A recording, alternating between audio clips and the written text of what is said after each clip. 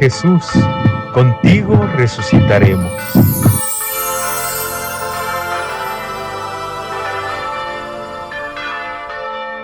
El Señor esté con vosotros. Lectura del Santo Evangelio según San Juan. Gloria a ti, Señor.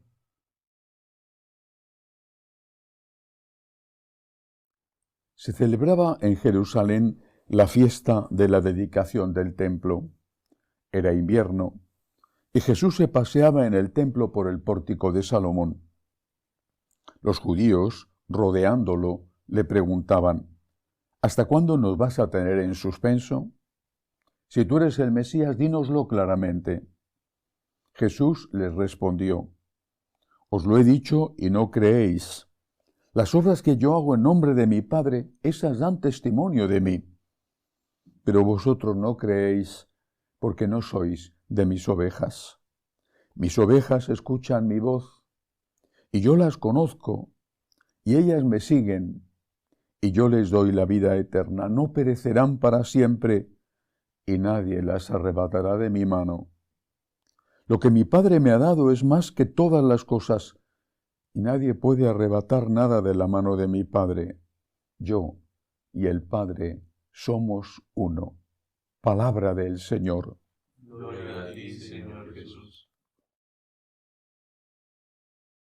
Os lo he dicho y no creéis.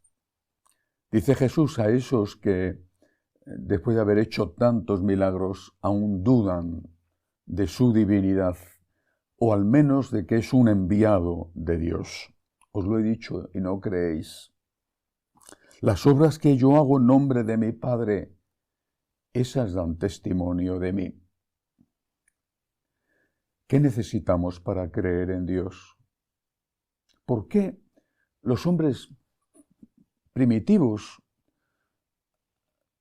los que vivían en las cavernas, por qué ellos tenían fe y tantos de nuestros contemporáneos no? Algunos dirán porque eran unos ignorantes.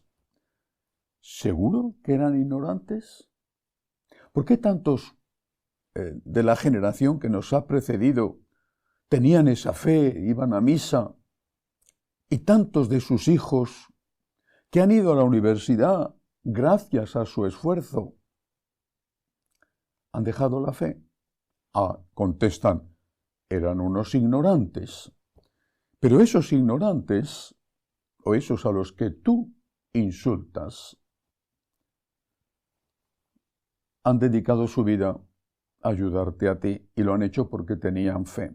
Esos ignorantes a los que tú desprecias han aceptado tenerte y no matarte en el aborto porque tenían fe. Y esos ignorantes a los que consideras inferiores, esos ignorantes con tantas dificultades han mantenido unido su matrimonio y han tenido hijos, mientras que tú estás andando de pareja en pareja y vas a ver cómo tu ancianidad acaba en una soledad muy grande. ¿Por qué el desprecio a los que tienen fe? ¿Por qué? ¿Por qué esta generación está abocada a la muerte? Precisamente no porque no tenga recursos económicos, sino porque no tiene nada que la sostenga en la vida y le merezca la pena vivir y esperar en algo más allá de esta vida. El Señor nos dice que ha hecho obras suficientes para que tengamos fe, y no solamente ante aquellos, sino ante cada uno de nosotros. Siempre me ha parecido admirable y sorprendente,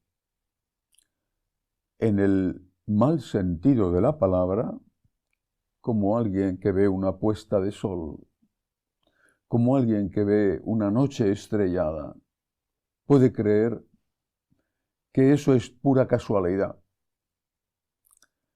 Me ha parecido admirable, sorprendente, la capacidad que tienen muchos de no creer en la existencia de Dios, no porque no tengan pruebas, sino porque no quieren creer en ello. Es más cómodo. Viven sin ley ninguna más que la que ellos mismos quieran darse y cada vez se quieren dar menos leyes a sí mismos. Esa es la verdadera causa. Por eso, estas palabras del Señor, que sirven para todos, tienen que ser también válidas para nosotros. Ha hecho obras en mí. Tengo que creer en Él. Y tengo que creer no solamente cuando esas obras son manifiestas, evidentes, actuales de hoy, sino también recordando las que ha hecho en mi vida. Tengo que creer en Él. Ese creer en Dios significa creer en el amor de Dios, en lo bueno y en lo malo, en la luz y en la oscuridad. En la luz disfruto de sus abrazos, de sus obras. En la oscuridad recuerdo las horas de luz, de abrazos, cuando me llevaba encima y me trataba como a un niño mimado. En la luz y en la oscuridad recuerdo sus obras, disfruto de sus obras y le digo que creo en Él. Pero luego este Evangelio dice algo más. Añade el Señor: mis ovejas escuchan mi voz y ellas me siguen. ¿Qué significa escuchar la voz de Jesús? ¿Qué significa? Para escuchar a alguien hay que estar con ese alguien. Bueno, quizá no físicamente al lado. Hoy en día tenemos otras formas de escucharnos, por ejemplo, el teléfono, internet, el WhatsApp. Pero hay que estar con ese alguien. Es decir, para seguir a Jesús, tienes que tener una experiencia de escucha de Jesús. Tienes que hacer oración.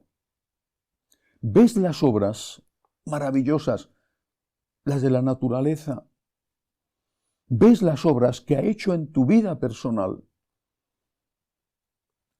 Si crees en Él, escúchale a Él. Rezar no es hablar. Hablar es una parte de la oración. Un diálogo no consiste solo en decirle al otro algo. Eso no es un diálogo, eso es un monólogo. Un diálogo implica escucha. El Señor dice que los que le siguen le escuchan. Es necesario estar en la oración con los oídos del corazón abiertos. Es posible, de hecho suele suceder, que en las primeras etapas de la vida espiritual haya mucho ruido, distracciones en la oración, que la inteligencia, la memoria, la imaginación se te vaya hacia un lado u otro. Santa Teresa de Jesús la llamaba la loca de la casa. Es posible, estás en esas primeras etapas, hay que perseverar y quizá en media hora logras tener un momento en el cual ese ruido, esas distracciones dejan un espacio para que el Señor llegue a ti y te diga algo directo a tu corazón. Pero cuando va pasando la vida, cuando ese ejercicio diario de escucha al Señor, cuando eso va ocurriendo día a día, se vuelve cada vez más fácil y basta un instante para ponerte en presencia de Dios y escuchar. Claro, el diálogo implica que tú le digas. A veces que estás tan cargado que vas y directamente sueltas tu carga ante Él. Bueno, a veces que eso nos pasa también con los amigos, pero lo primero es intentar hacer un silencio interior para que Él te pueda decir algo, aunque no sea más que un bienvenido. Es cierto que después de esa etapa en que ya has madurado espiritualmente, en que la escucha se hace más fácil. Viene otra etapa, que es la de la sequedad, una sequedad dura, árida, en que añoras los momentos de delicadeza, facilidad. Pienso en Santa Teresa de Calcuta cuando lo describe en sus cartas. Pero eso son pruebas especiales que Dios da a aquellos a los que ama mucho, y se las da para poner a prueba si ellos están siguiendo los caramelos de Dios o el Dios de los caramelos.